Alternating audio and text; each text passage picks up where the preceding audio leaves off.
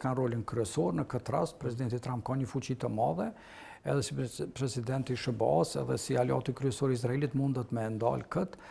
Edhe shtetet evropiane kanë luajtur një rol gjatë periudhës së fundit, por jo për shkak të luftës me Iranin, por për shkak të gjenocidit në Gaza, ku kemi rastin e 5 shteteve perëndimore të cilët veç kanë sankcionuar 2 prej ministrave të koalicionit me Netanyahun, Ben-Gvirit dhe Smotrichit, prej 2 partitë ekstreme të Izraelit, të cilët vazhdimisht e kërcënojnë Netanyahun që nëse ndërpren luftën në Gaza, ne dalim prej qeverisë.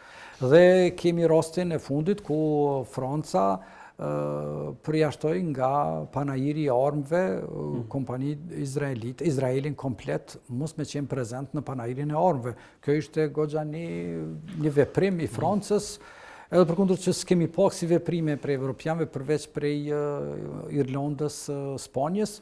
Madje kohën e fundit kuptohet atë disa shteteve skandinave, domos Norvegjisë, madje edhe Slovenia. Domethënë edhe Slovenia e njofti Palestinën si shtet të pavarur, mënyrë për me i tregu Izraelit se e ka tepruar nga çdo aspekt.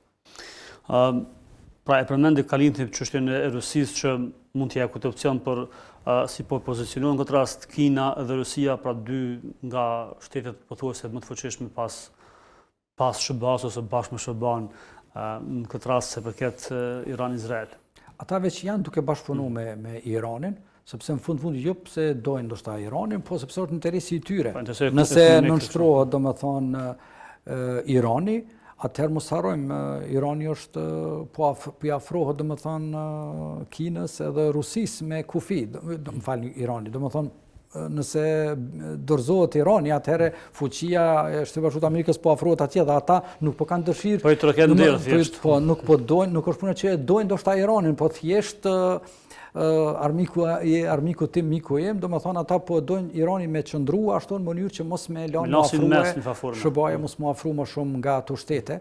Po ashtu edhe Pakistani ka raporte sepse Irani ma veç është në kufi më duket me Pakistanin, ka një pjesë të kufirit, gjithsesi me Afganistanin. Dhe unë mendoj që kjo situatë do të jetë goxha tensionuar. Po një takim të Trumpit me presidentin e Pakistanit nëse ka bëm, është paralajmëruar sot çarkullon disa media që do të ketë ka mundësi të ketë takim, po i bie që t'ia thyej mendjen Pakistanit që mos ta mbështes këtë rast. Gjithçka ka mundësi, por unë mendoj që biseda ose ulja në bisedimet për marrëveshjen është zgjidhja më e mirë që po shpresoj që të hyjnë kuadër sana si paketë edhe çështja e Palestinës ose në këtë rast çështja e Gazës, ato vujtje janë të tmerrshme, them sinqerisht po ndihemi të turpëruar.